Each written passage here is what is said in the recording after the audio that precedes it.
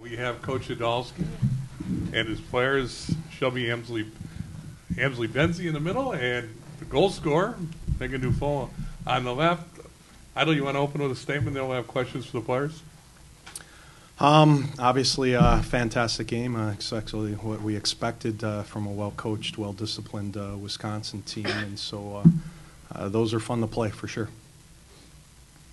It's a second straight game winner, sort of in a clutch situation. I don't know if you could talk about your goal today. Sort of got your own rebound and poked it through. What did you see there? Well, I just got a puck given or a turnover around the blue line, and Layla Marvin screened in front of the net, shot it, and it popped right out on my stick back door. So just crashed the net. So that's your second straight game winning goal. I know you had the one against BSU too. How's that feel to do that in the playoffs?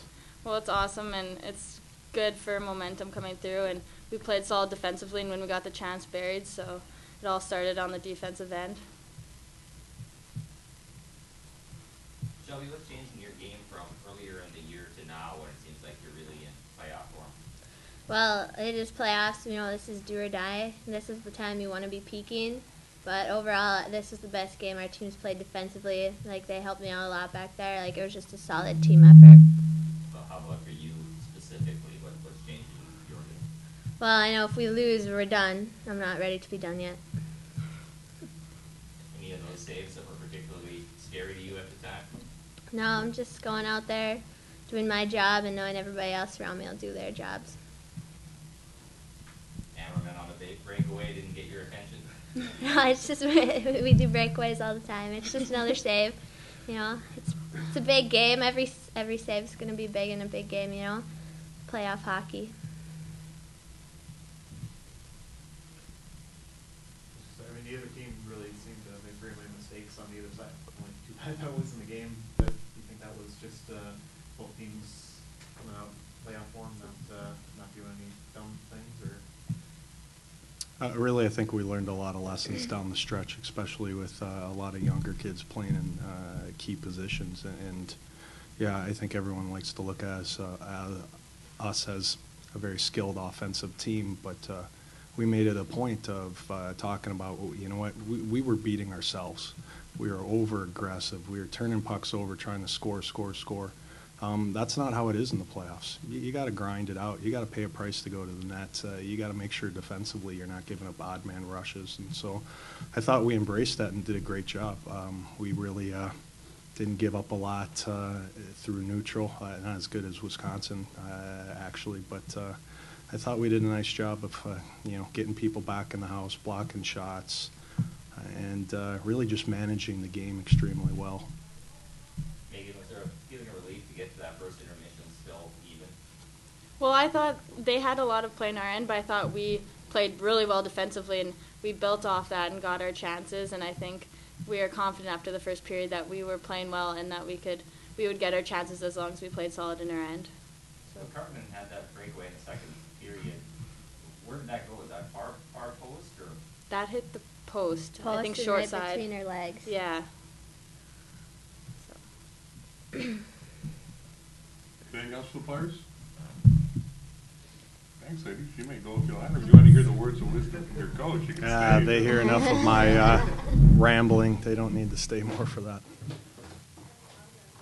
Brian, did you flick a switch or something halfway through the second period? Because it looked like it was one game up until that point, and then it seemed like all of a sudden you started being the better at play. Like I alluded to, I thought Wisconsin came out and played extremely well. We were definitely on our heels for a little chunk of the first, and Shelby definitely kept us in it and made some nice saves to keep it 0-0. And after we got out of that, I think the pressure switched from us to them. And we had been through that a lot in the last month of the year where, heck, hey, we should be winning here. We're doing all this good work and getting opportunities, and we got nothing to show for it. And I thought there came a point where that kind of happened to Wisconsin, and then we get a bounce. Let's be honest. You know what?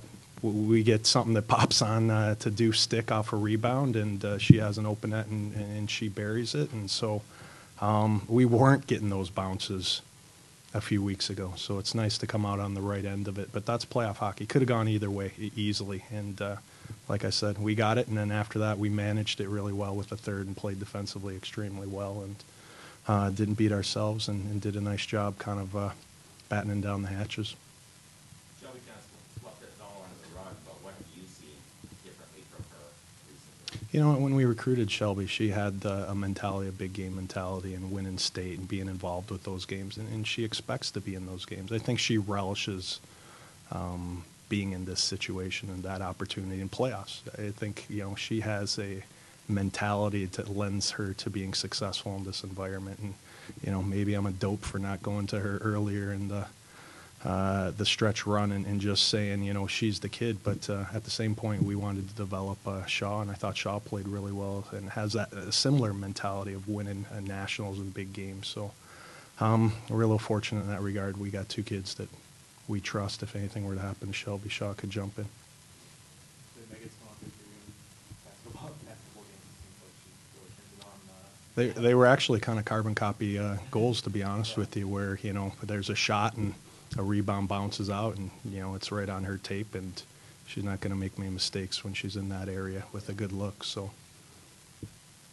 Still, there aren't that many kids who score from their knees, no problem.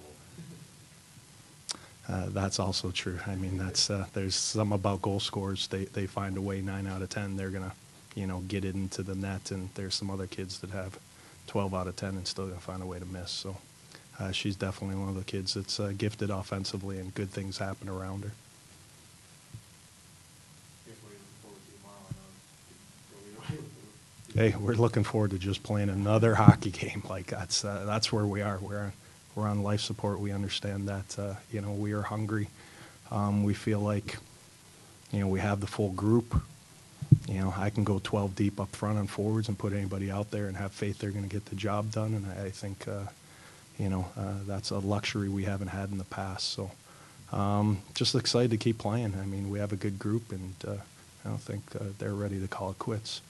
you told me the other day you said you pretty much needed to win the We need to win the tournament if we want to continue to play in the NCAAs. Yeah. That's fact. Yeah. Yeah, we'll see tomorrow. Anything else for Idle?